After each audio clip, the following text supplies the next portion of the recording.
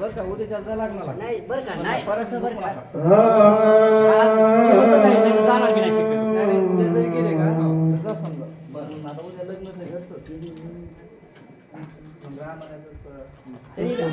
मला किती म्हणून घ्या शक्यतो बरं का दुसऱ्या आधी लग्न आहे म्हणून नाही कोण जाणार की नाही रणी मारणे भयभिता त्याची येसना पुरुषाचा तैसा मिवाळे नभे येथो रणी रघुनाथ सुखी करीन. श्री गणेशाला वंदन. नाथ माऊलीच्या चरणी नतमस्तक ऐकणारे सर्व श्रोते मंडळी, वाचक सूचक यांच्या चरणाशी नतमस्तक होऊन कथेचा अनुसंधान नाथ माऊली ऐकणाऱ्या श्रोते मंडळीला परिहार देतात. संवाद कुणाचा आहे? पती पत्नीचा आहे. ज्ञान सांगते तारा. ज्ञान सांगायला अधिकार लागतो आणि अधिकाराची त्या ठिकाणी सती पतिव्रत असणारी तारा आहे. आणि ती तारा मुलगी कुणाची आहे? तर ज्या लक्ष्मण भयाला दिव्य औषधी आणून वली जो वैद्य पिळतो सुषेण वैद्य, आणि त्या सुषेण वैद्याची मुलगी तारा, आणि ती तारा बोध आपल्या पतीला करते. ज्ञान आहे, ज्ञान सांगते, परंतु ज्याच्याकडे बळ आहे, अभिमान आहे, गर्व आहे, त्याला त्या ठिकाणी ज्ञानाचा लोभ तयार होत नाही, ज्ञान समजत नाही. आणि तारेनं सांगितलं तरी पण त्या ठिकाणी वाली सांगतोय, तारा जर रणांगणाच्या ठिकाणी मरणाचं भय जर असेल तर त्याच्यामध्ये यश प्राप्त होत नाही. सूरवीर आहे मी, आणि जर मेलो तरी चालल, परंतु प्रभू रामचंद्राला शरण जाणार नाही आणि रणांगणातून पळून जाणार नाही, असा त्या ठिकाणी वाली पत्नी तारेशी बोलत आहे. सुग्रीवा बापुडे किंकरा श्रीराम योगाविला त्यासी मी भिरे नवनर युद्ध दुर्धरा पाहे माझे. मी सुग्रीव कसा आहे म्हणले किंकर आहे, छोटासा माझ्या बरोबर युद्ध करू शकत नाही. मग ज्याच्या मोठे पण सांगतीस ना राम मोठा आहे, मग त्या मोठ्या बरोबर युद्ध केल्याच्या नंतर माझं बळ तुला समजत. मी लहान असं काही युद्ध आता करीत नाही, सुग्रीवाला सोडून देतो आणि रामाबरोबर युद्ध करतो, आणि माझ्या युद्धाचा पराक्रम तारा आता तू पहा, असं त्या ठिकाणी वाली बोलत आहे. माझे पुरे अंग बना ऐसा योद्धा रे कोणा करावया श्रीरामाशी रण आले पुरणा बाहोसे. बघा काय होते, वाली त्या ठिकाणी युद्धासाठी तयार होऊ लागलेला आहे. वाली म्हणतोय आता मी रामाबरोबर युद्ध करीन, आणि रामाला मी माझ्या बरोबर युद्ध करण्यासारखा योद्धा या ठिकाणी त्रिजगतामध्ये कोणी नाही, माझ्या बरोबर युद्ध कोणी करू शकत नाही, असं त्या ठिकाणी गर्वानं नाहलेला असणारा वाली बोलू लागलेला आहे. आताच मी जातो आणि बाहूला स्फुरण आलं. बाहू मध्ये काय? दंड फुगले गेले, शरीर त्या ठिकाणी रणयुरीत त्या ठिकाणी तयार झालं. वाली म्हणतो आताच मी जाईल, रामाबरोबर युद्ध करीन, आणि तारा माझा पुरुषार्थ बघ, असा बोलू लागलेला आहे. श्रीरामाले प्रत्येकाची देऊनी हात युद्ध करे अपराध मुख वाली युद्धासा आला. बघा त्या ठिकाणी वाली काय म्हणतोय, मी हातात जाईल, रामाला आवाज देईल, रामा मी युद्धाला आलो, माझ्याबरोबर युद्धाला या, आणि समोरासमोर जाऊन युद्ध करीन. त्यावेळेस माझा पराक्रम आहे तारा तुला पाहायला भेटेल. मी किती पराक्रमी, मी किती सूर आहे, किती वीर आहे, ते तू आता पाहाय, असा त्या ठिकाणी पत्नी तारेला बोलत आहे. वाली सुग्रीवा दृष्टी भेटली होता भ्रष्ट मृष्टी युद्धा क्रोधा माहटे उठा उठे मिसळले. बघा काय अवस्था आहे. वाली म्हणतो मी जाईन रामाबरोबर युद्ध करीन, रामाला आरोळ देईन, समोर बोलवीन, करील. आणि ज्या वेळेस समोर आलेला आहे, समोर आल्याच्या नंतर बंधू आपला सुग्रीव दिसलेला आहे. दिसल्याबरोबर नजरावर नजर झाली आणि नजरावर नजर झाल्याबरोबर जसं नागा मुंगसाचं वैरत्व लागावा, बघितल्याबरोबर आता जाऊन नरडीचा घोट घ्यावा असं वाटावा, तसं त्या ठिकाणी दोघं जण एकमेकावर बंधू बंधू तुटले. रामासंग युद्ध करायचं वाली म्हणतोय, पण सुग्रीव समोर दिसल्याच्या नंतर दम निघलेला नाही आणि दोघांचं घनघोर युद्ध चालू झालं. आय उरी श्री गुडघे मुष्टी धावणे हरिते पुसाटी दडवाहनो निया पाडीचे सृष्टी दोघे हड्डी महावीर. बघा त्या ठिकाणी सूरवीर कोण आहेत, कुणाचे मुलं आहेत? ते वृक्षराजाचे मुलं आहेत. वृक्षराज एक का त्या ठिकाणी पिता आहे आणि त्या पित्याचं वृक्षराज एकलाच आहे. ब्रह्मदेवाचा मुलगा वृक्षदेव आणि वृक्षराजाचा जन्म ब्रह्मदेवाच्या डोळ्यातून आसू पडे आणि त्या वृक्षराजाचा जन्म झाला. आणि त्या जन्म झाल्याच्या नंतर ज्या वेळेस फिरायला लागलं, फिरत फिरत फिरत त्या ठिकाणी कुणकरबी भरकटू लागलं आणि भरकटत असताना त्या ठिकाणी महादेव शंकर आणि पार्वती दोघं एकांतामध्ये होते. आणि एकांतात असताना त्या ठिकाणी काय वृत्तांत झाला, त्या ठिकाणी ऋषी आले आणि ऋषी आल्यामुळं पार्वती मातेला कोप आला. आम्ही एकांतामध्ये असताना या ठिकाणी ऋषी आले, कशासाठी आलते तर स्नान करण्यासाठी आलते. सरोवर होतं, मग त्या सरोवराला शाप पार्वती मातेने दिला.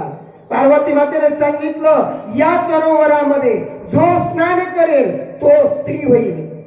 मग ऋषींनी हा शाप त्या ठिकाणी वर्तवलेला ऐकला. मग त्या शापामधून मुक्त होण्यासाठी ऋषीवर आंघोळ केली नाही, परत गेले.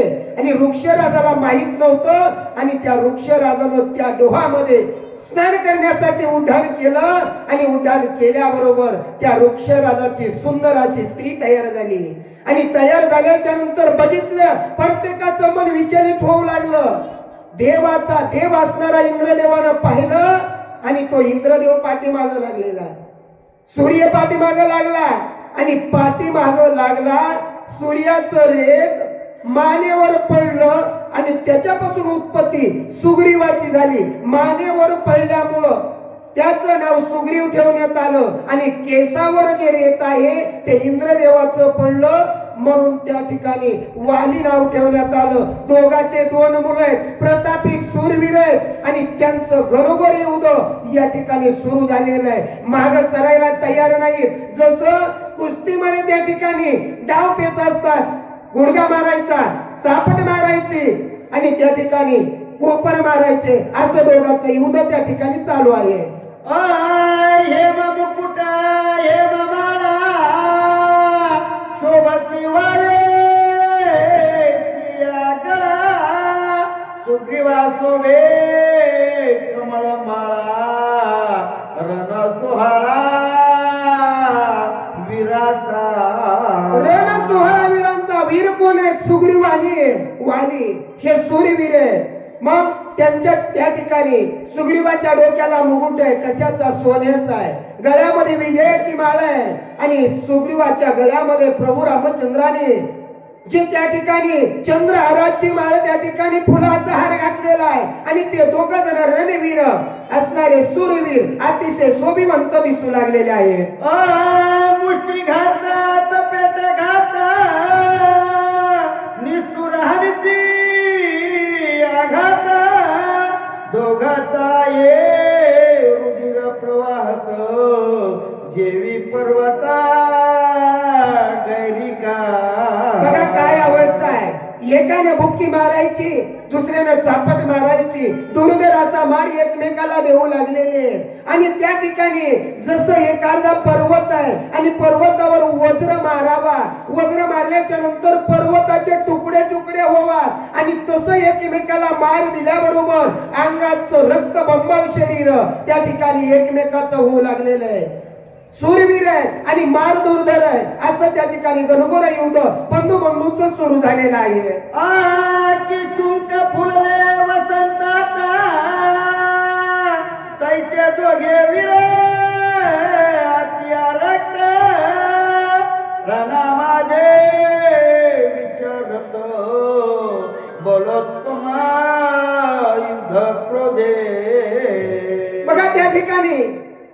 जसं वसंत ऋतूमध्ये पळसाचं लालबुंद झाड झालेलं असतं आणि तशा पद्धतीचं दोघांचं शरीर रक्त लालबुंदाचे शरीर दिसू लागलेले आहेत.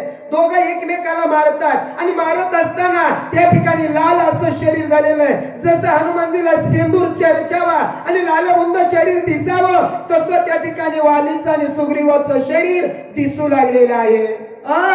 सुग्रीवाला छोडिया दृष्टी वाली हनी वज्र मुष्टी मूर्छा पन्ना पडता दृष्टी धैर्य जग जेठे उठिला.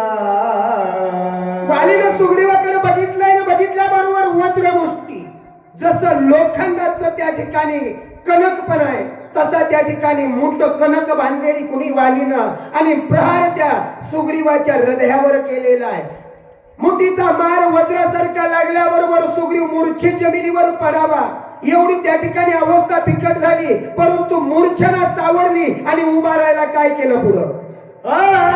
सुग्रीवाक्षोभोनित्य वेळे शालवृक्षे ठोकिले वाळे गाये मूर्छे तमही तळे महाबळे सुग्रीवाला राग आलेला आहे. यानं मला बुक्की मारली, मला मूर्छना यायची या ठिकाणी माझी अवस्था होती पण मी सावरली. का तर रामाच्या कृपेनं माझी मूर्छना सावरली गेलेली आहे असा त्या ठिकाणी ध्यास केला. ताल वृक्ष उपटला आणि वालीच्या अंगावर फरकटून दिलेला आहे आणि तो शरीरावर धडकन येऊन वृक्ष पडल्याबरोबर तो असणारच इंद्रदेवाचा मुलगा आहे परंतु धरणीवर वाली पडलेला आहे. हा त्या ठिकाणी सुग्रीव राजाचा पराक्रम आहे. वाली पाडिला महावीरा वानर करते हाहाकार ऐकून वीराचा गजर वाली सत्वरा उसळला.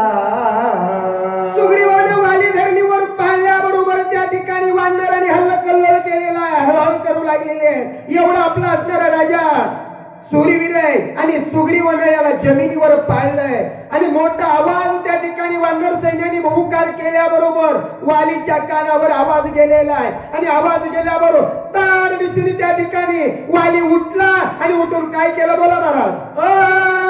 बाहुआ फलोनिया वाली रणी गर्दता क्रोधा नळी कोपे सुग्रीव चालेला बळे रणी खंजर वंदळे करावया. बघा त्या ठिकाणी रागाने लालबुंद झालेला आहे, तडकडून उठलेला आहे. जसं पैलवानाने उठावा आणि हाबूक ठोकावा तशी वालीने हाबूक ठोकलेली आणि आताच्या आता धरीन आणि ह्याला धरणीवर पाडीन असा विचार केला आणि सुग्रीवावर धावलेला आहे. समतळपणे समा किराणा गती विचारती समा उठाना क्षणे भोबे क्षणे गगना युद्ध विंदाना दोहीचे. वालीने झडप त्या ठिकाणी मारलेली, झडप मारल्याबरोबर सुग्रीवानं तिथून झडप चुकवली. आकाशामध्ये उड्डाण केलेलं आहे. वाली पाठीमागे गेला, आकाशात गेले, तिथं युद्ध चालू झालं. जमिनीवर येतात तिथं युद्ध. आकाशात जसं त्या ठिकाणी पक्ष उडावा तसं दोघ जण सूरवीर उड्या मारत आहे. जमिनीवर क्षणात आकाशात भरकटून असं त्या ठिकाणी युद्धाची सुरुवात आहे. दोघे बळ्याची समर्थ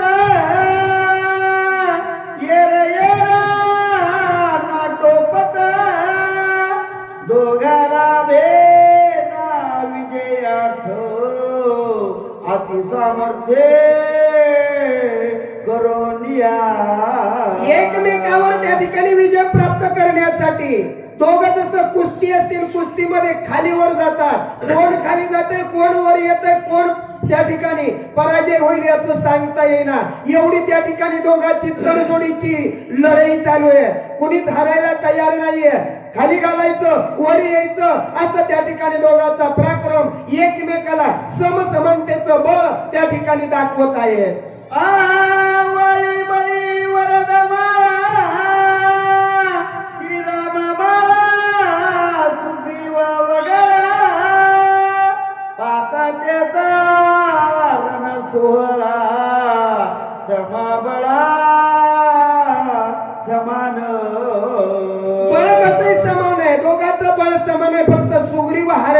एकच कारण कोणतं आहे, तर वालीच्या गळ्यामध्ये विजयाची माळ असल्यामुळं तो शेवटी ज्या वेळेस माळ दाखवल्या जायची त्यावेळेस सुग्रीव हारायचा. फक्त एवढंच बळ कमी आहे. मग त्या ठिकाणी त्याच्या गळ्यामध्ये असणारी विजयाची विजयमाळ वालीच्या गळ्यात आहे आणि प्रभू रामचंद्रांनी घातलेला हार सुग्रीवाच्या गळ्यात आहे. समानतेचं बळ त्या ठिकाणी दोघांचं दाखवत आहे. आयुध कंदने के दक्षिणा श्रमाश्वते दोगे सिना ऐसे देखो श्री रघुनंदन धनुष्य बाणा साजिला. बघा दोघांचं घनघोर युद्ध आहे. दोघं त्या ठिकाणी घायल झालेले आहेत, क्षीण शक्ती झाली आहे. जसं पैलवान त्या ठिकाणी आखाड्यामध्ये असावा, कुणीच कुणाला हरत नाही, त्यावेळेस जोड काढण्यासाठी भवताली बघावा. आणि तशी अवस्था त्या सूरवीर सुग्रीवाची वालीची प्रभू रामचंद्रांनी पाहिलेली आहे. पाहिल्याबरोबर प्रभू रामचंद्र सावध झाले, बाणाकर हात घातला आणि पुढे काय केलं बोला. सुग्रीवाचा वटी आणिला ऐसे श्रीराम देखिला डोळा आता न मारिता वळीला गोष्ट होईल पहिले ऐसे. युद्ध दोघांचं चालूच आहे आणि युद्धामध्ये वालीने ज्या वेळेस त्या ठिकाणी खाली घालायची वेळ सुग्रीवावर आणल्याबरोबर रामाने विचार केला, आता जर आपण याला सहकार्य जर नाही केलं आणि पहिल्यासारखं जर सुग्रीव इथून वृषमुखावर पळून जर गेला तर काही उपयोग होणार नाहीये. असं त्या ठिकाणी औचित्य रामाने साधलं आणि पुढे काय केलं बोला. क्रमे मारावया सुग्रीवाचे वाळी उडता आकाशी श्रीरामे विंदिता वेगेसे शरू सपिशी खडतरला. बघा काय झालं, ज्या वेळेस सुग्रीवाला खाली घातलंय आणि खाली घातल्याच्या नंतर जसं पहिलवानानं मोठ्यानं त्या ठिकाणी अंगावर भार टाकावा असा विचार वालीने केला. आकाशात उडी मारावा आणि त्याच्या अंगावर भार टाकून त्याला जमिनीवर लगेची लगे मारावा असा विचार केला. आकाशात थोडं उंच उड्डाण केलं. उड्डाण केल्याबरोबर प्रभू रामचंद्रांनी औचित्य साधलं. खरं तर असा बाण त्या ठिकाणी सूर्णपंखी कसला, जसं सोन्याला चकाके तसं प्रभू रामचंद्राचा बाण झळझळ झळझळ झळकत होता आणि तो बाण वालीच्या शरीरावर सोडला. तो खरचटला. खरचटून काय झालं बोला. जेवी सरपार गे वारुळी तैसा बाणा हृदय कमळे प्रवेशोने यांत काळे पाडीला वाळे मूर्छित. नाथमाऊलीने सांगितलं बाण कसा शिरला. जसं सापाच्या पाठीमागे मुंगस लागावा आणि वारुळाचं बिळ दिसावा, किती वेगानं त्या ठिकाणी साप बिळामध्ये शिरल, तेवढ्याच वेळ त्या ठिकाणी साप जसा बिळामध्ये शिरायला पळतो तेवढ्या वेगानं प्रभू रामचंद्राचा बाण हृदयामध्ये वालीच्या घुसलेला आहे. वाली जमिनीवर पाळलेला आहे असं त्या ठिकाणी नाथमाऊली सांगतात. जैसा ईश्वर रावणे गुप्त निमेषे मात्र करी निपाता कैसा तरके श्री रघुनाथ करी वाळीचा घात बाणा गे. बघा त्या ठिकाणी प्रभू रामचंद्राने औचित्य साधलंय. पहिलं सोडणं कशामुळे होतं, वाली कोणता आणि सुग्रीव कोणताच कळत नव्हता. आणि जर बाण सोडू आणि माझा मित्र जर मेला तर शब्द माझ्या डोक्यावर येईल, यानं मित्राचा काटा काढा, हा मित्रद्रोही हे शब्द माझ्यावर येईल. म्हणून रामाने त्यावेळेस बाण सज्ज केला पण सोडा नाही. मग आता या ठिकाणी ओळखीसाठी त्या ठिकाणी काय केलेलं आहे, हार घातलेला आहे. एकाच्या गळ्यामध्ये विजयमाळ, दुसऱ्याच्या गळ्यामध्ये त्या ठिकाणी फुलाचा पुष्पहार आणि त्या दोघांची ओळख पटण्यासाठी खून केली. आणि त्या प्रभू रामचंद्राने बाण सोडला. एक क्षण न लागता वाली धरणीवर पाळलेला आहे. तरके सद्गुरु वचन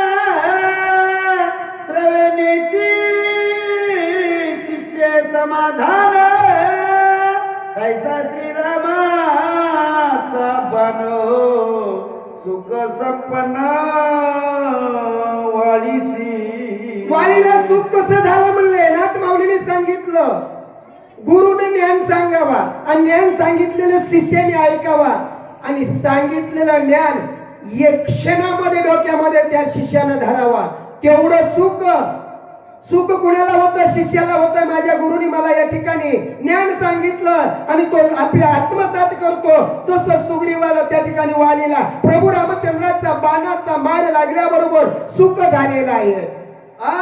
जैसा धडधडीत मनी सुख रूप सीता सती लगनी तैसे श्रीरामाचे बाणे वाळे लागोले सुख रूप.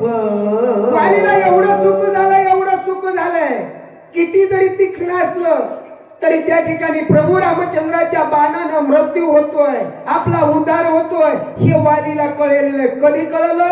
रामाचा बाण शरीराला स्पर्श झाल्याबरोबर त्याला त्या ठिकाणी बुद्धी सुचलेली. का तर मी या ठिकाणी तारेला बोललो आणि बोलल्याचं या ठिकाणी प्रायचित मला भोगावं लागतंय. मला कळलं नाही. आणि ज्ञान कधी कळलं? तर ज्ञान कळायला गुरुचं त्या ठिकाणी सान्निध्य लाभावं लागतंय. मग रामाच्या बाणाचा स्पर्श झाल्याबरोबर त्याची बुद्धी त्या ठिकाणी स्फुरण झाली, कळालं आणि त्या ठिकाणी सुख मानू लागलेलं आहे. जैविका सुख सुद्धा सात्विकी आगरी कठीण गोड परिपाके श्रीराम बाणा तदमो लक्ष्मी लक्षी अभय पक्षे सुख रूप. नाथ माऊलीने सांगितलं एका वेळेला भूक लागली आणि भूक लागल्याच्या नंतर त्याला सात्विक आहाराचं जेवण भेटावं, किती सुख होतंय. आणि तशा पद्धतीचं वालीला आनंद होतोय. जसं भुकेलेला अन्न भेटावा, ज्याला तहान लागली त्याला पाणी भेटावा, किती त्या ठिकाणी आनंद होतोय. त्याच्यापेक्षा जास्त आनंद वालीला होऊ लागलेला आहे. सुग्रीवासी सुख लौकिक वालीसी सुख त्याहून अधिक मानवितो निया एको दिले सुखा दोहोसे. बघा काय अवस्था होते. बंधू धरणीवर पडलेला आहे, सुग्रीवाला सुख होत आहे आणि प्रभू रामचंद्राच्या बाणानं वाली जमिनीवर पडलाय, त्याला बी सुख होत आहे. दुःख नाहीच. चांगलं केलं तरी सुखच आहे आणि बेकार केलं तरी सुख आहे. मग त्या ठिकाणी प्रारब्ध लागते. अहो रामाच्या बाणानं मरण येण्यासाठी वालीचं प्रारब्ध त्या ठिकाणी खवळलेलं आहे. प्रारब्ध त्या ठिकाणी उदयाला आलेलं आहे आणि ते त्या ठिकाणी त्याला सुख आहे, सुग्रीवाला सुख आहे. दोघही त्या ठिकाणी सुखी झालेले आहेत. श्रीराम बाणाचा प्रताप सुग्रीव भ्रमता भयकंप परी एक सुख रूप श्रीरामाची द्रुपा कृपाळो. बघा त्या ठिकाणी सुग्रीव आहे. सुग्रीवाला सुख कोणत्या गोष्टीचं होत आहे? आता या ठिकाणी वालीनं जी माझी पत्नी हडप केलेली ती मला भेटणार आहे, राज्य भेटणार आहे, या गोष्टीचं सुख राजा सुग्रीवाला होत आहे. आणि प्रभू रामचंद्र हे चिदघन आहे आणि चिदघनाच्या हाताने मला या ठिकाणी मृत्यू येतोय, या गोष्टीचं सुख वालीला होत आहे. दोघही सुखीच त्या ठिकाणी झालेले आहेत. श्रीराम बाणाग्री भाष्य दुःख त्याची परिपाटी परमा सुख वदेल वाळेचे निज मुख श्रोती सकळीक परिसावे. बघा नाथ माऊलीने सांगितलं बाण हृदयाला लागलेला आहे, त्याचं दुःख व्हायचं टाकून सुख होत आहे. सुग्रीवाला सुख झालंय आणि या दोघाला सुख होण्याचं कारण काय आहे? नाथ माऊली म्हणले सांगतो, लक्ष करून ऐका. श्रीरामाच्या निजबानी वाली मूर्छिता पडला धरणी बोले श्रीरामाचा अनुलक्षणे अधर्म करणे तुआ केले. बघा प्रभू रामचंद्राचा बाण वालीच्या हृदयाला लागला. मूर्छना वालीला आलेली. मूर्छना आल्याच्या नंतर काय होतं? सगळं कळतं, फक्त उठता येत नाही. आणि वाली धरणीवर पडलेला आहे, मूर्छात अवस्था आहे. आणि तो प्रभू रामचंद्राकडं लक्ष केलंय. का? प्रभू रामचंद्राला ऐकवणं करतोय. ए रामा, अरे तू किती अधर्मीस, तुझं मी काय केलंय? मला बाण कशामुळे मारला? मी तुझा काय गुन्हा केलेला आहे? तू धर्माचा म्हणतात ना, तू धर्माचा नाहीस, अधर्माचा आहेस, असं वाली बोलू लागलेला आहे. आम्ही आणि काशीयुक्त शब्द श्रीरामा तू अति गुप्त पराध मुखी केला घात कोण पुरुषार्थ श्रीराम. ए रामा, अरे तुझा कोणचा पुरुषार्थ आहे? पुरुषार्थी कसं तुला म्हणावा? मी इथून पाठीमाग किती जणांसंग मी युद्ध केलं, पण समोरासमोर केलं. तू मला दिसला नाहीस, समोर आला नाहीस, आणि अधोमुख मला न दिसता औचित्यानं बाण मारलास आणि माझा घात केला. तुला पुरुषार्थी कोणत्या तोंडानं म्हणावं? वाली बोलू लागलेला आहे. आन पाचारिता एका एका अतर्क रूपे तिचं घातक तुझा हा धर्म देखून या देखो परम दुःख माझे मने. हे रामा, माझ्या मनामध्ये प्रम दुःख कोणतं झालंय? तर तू अधर्माचा धनी झालेला आहेस.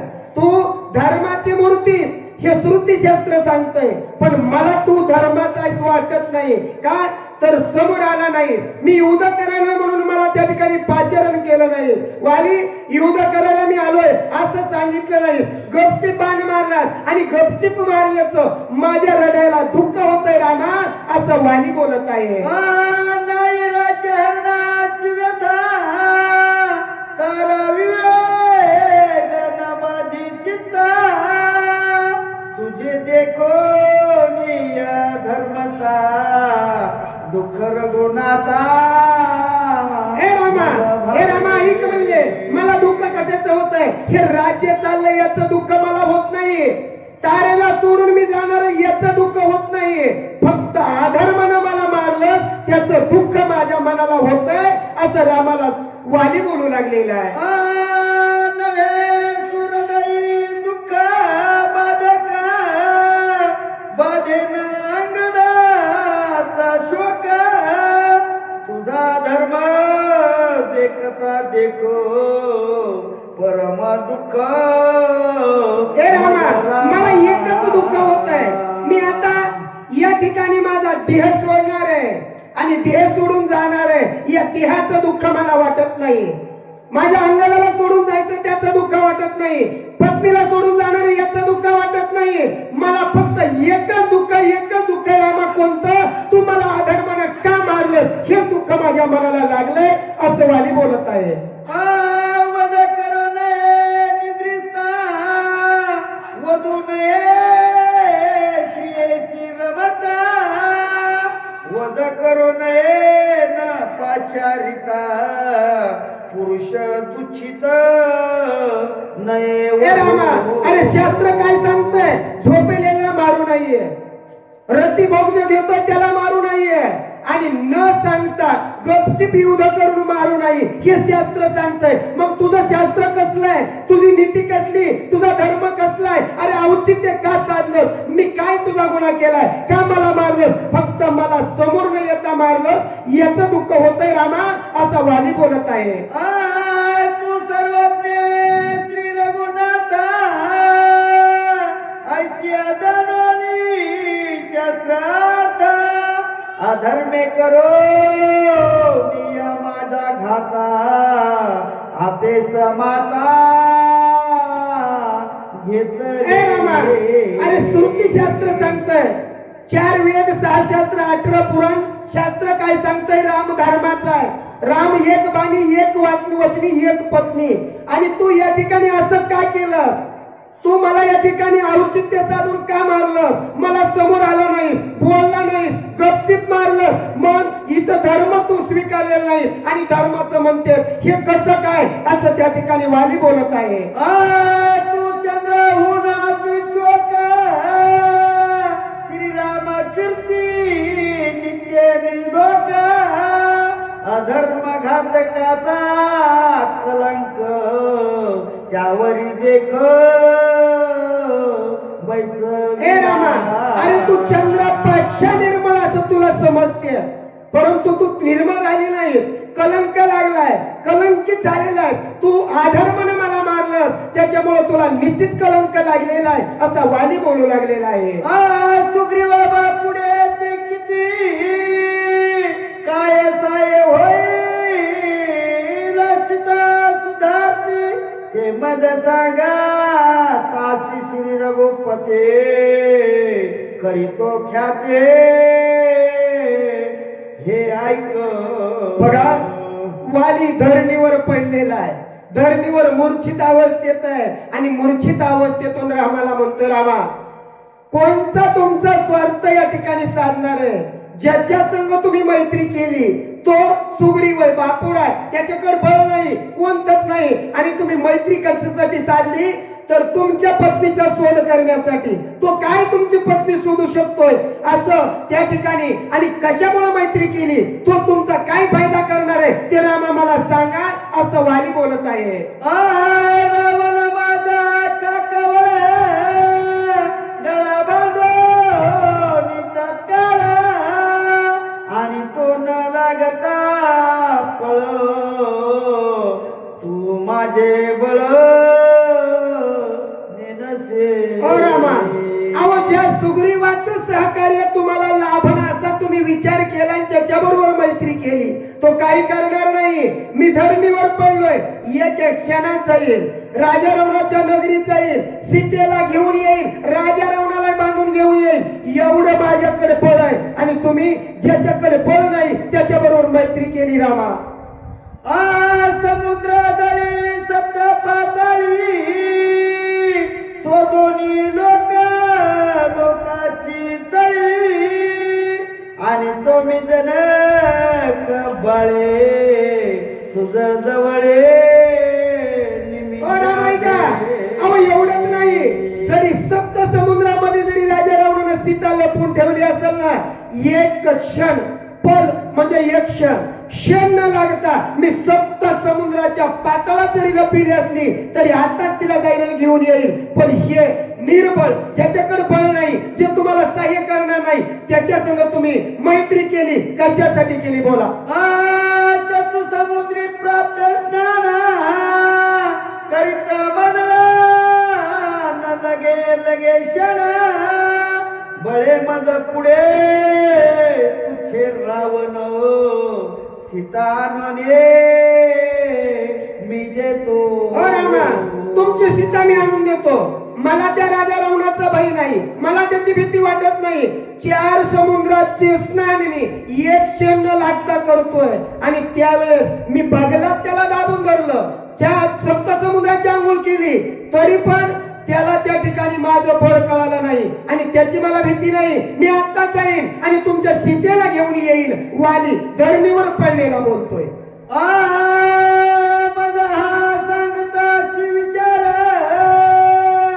सीता सती रावणासह परिवार लंका उपडो निया समग्र येते सत्वर आणि तो रामायका.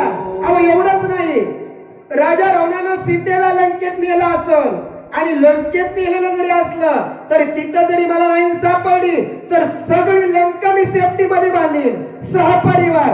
त्याचे लहान मुलं जरी असले, नातू पंतू, 80,000 पत्न्या, 1,00,000 मुलं आणि 1,25,00,000 नातू, एवढा परिवार त्या राजा रावणाचा आहे. एवढ्या सहित मी लंकेमधलं सगळं एकदा सेफ्टी मध्ये बांधून घेऊन येईल. रामा सीतेला घेऊन येईल असा वाली बोलू लागलेला आहे. सुग्रीवाच्या पक्षपाता अधर्म करिता माझ्या घाता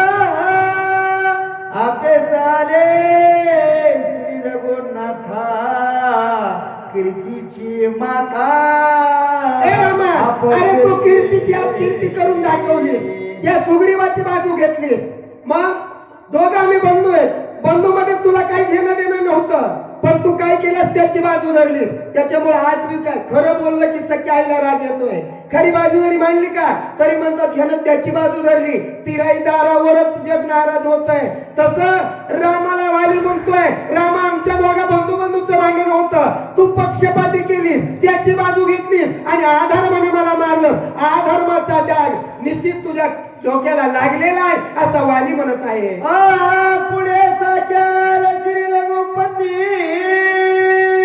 जरी करती कोटी कीर्ती तू तरी अधर्म घातासे अपकीर्ती किळा भरे परती अरे इथून पाठीमागला झाला आणि इथून पुढे किती जरी तू कीर्ती केलीस तरी मी अपकीर्तीचा डाग एक केसाईत काही निघू शकत नाही. हे जे तू आज कलंक लावून घेतलेला आहेस, एकाची बाजू धरणं, जर या ठिकाणी निर्णय करायला गेलं तर दोन्ही बाजूला त्या ठिकाणी सत्याचा न्याय करायला पाहिजे. पण तू काय केलंस, पक्षपाती केलीस आणि त्या सुग्रीवाची बाजू धरून अधर्माने मला मारलं. हे जे कलंक लागलाय, हे जे तुझ्या बाधा आली ना, ही बाधा कधी जाऊ शकत नाही असं वाली बोलू लागलेला आहे. नाही रडत राज्य हरणासी नाही रडत निज मरणासी अधर्म जडला श्रीराम चरणासे केले मानसे. हे रामा, अरे मला रडू येत आहे कोणत्या गोष्टीचं? राज्य जायला त्याचं रडू येत नाहीये. मला मुलाला सोडून जायचंय, ती हे माझा या ठिकाणी सोडून जायचंय याचं दुःख होत नाही. फक्त मला रडू जे येत आहे ना, ते फक्त अधर्मानं मला मारलं या गोष्टीचं रामा मला रडू येत आहे असा वाली त्या ठिकाणी शोक करत आहे. कीर्ती कराव्याची जगत वंदी स्वामी सेवकाची सुग्रीव गौरव विने श्रीरामासे कीर्तिवंतासे अपकीर्ती. हे रामा, अरे तुझी कीर्ती होती, सर्व तुझी कीर्ती मी ऐकली आहे, मला सर्व माहिती आहे. पण तू या ठिकाणी कीर्तीला अपकीर्ती स्वीकारलीस.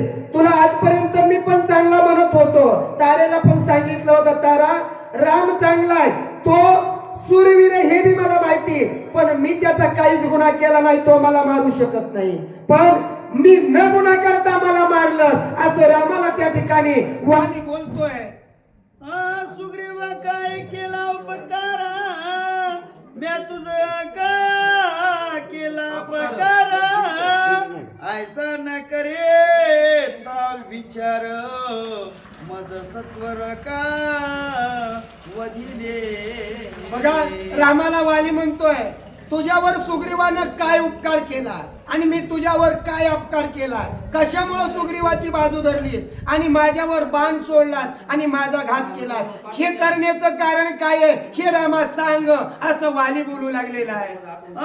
मरणाचा मजा हरी का कीर्ती वर्णिते तिन्ही लोका ते आवश्यका चुकलासे ते आवश्यक चुकलासे. हे रामा, तू चुकलास.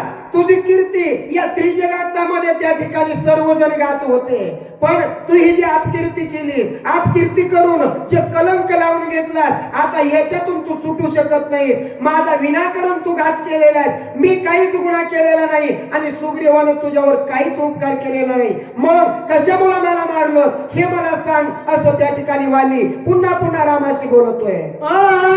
धर्मे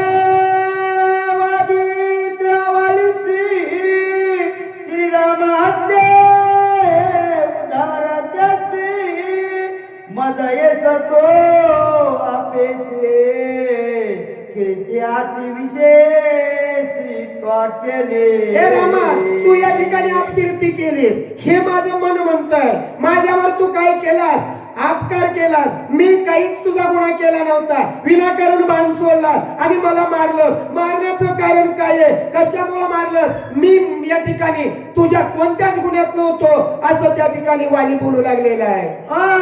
श्रीराम हत्या मज मरणा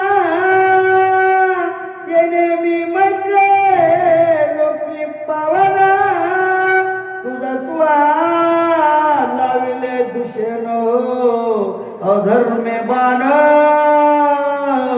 विंदोने. हे रामा, अरे तू अधर्माने बाण त्या ठिकाणी सोडलास आणि बाण सोडला, रामाच्या बाणानं माझं मरण या ठिकाणी आलंय, याच्यामध्ये माझं भाग्य आहे. स्त्री जगतामध्ये माझी ख्याती होणार आहे.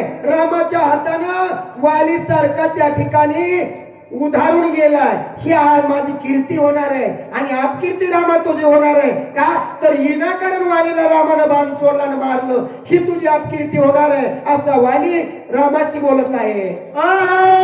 कोणावाली निंदा वचना दुःख न मानी रघुनंदना काय बोलिला धर्म वचन गुह्य ज्ञान हितकारे. नाथ माऊलीने सांगितलं, ह्या प्रभू रामचंद्राला वालीनं एवढं बोलला तरी प्रभू रामचंद्राला किंचितही त्याचा राग नाही आलेला, त्या ठिकाणी दुःख मानलं नाही. आणि धर्माची मूर्ती आहे आणि ती धर्माची मूर्ती आता कोणता धर्म आहे आणि कोणता अधर्म आहे ते राम आता वालीशी बोलतात ऐका. पुढील स्वधर्म शिकविती स्वयधर्म आचरती तया मूर्खाची वाचा वंदते सत्य मानितोचे महामूर्ख. बघा, राम प्रभू त्या ठिकाणी म्हणू लागले, हे वाली, जो आपलं ठेवतो झाकून आणि दुसऱ्याचं पाहतो वाकून, त्याच्यासारखा मूर्ख कोणच नाहीये. अरे तुझी चूक तुला कळत नाही, ती झाकून ठेवलीस आणि धर्माच्या आणि अधर्माच्या बाता करतो.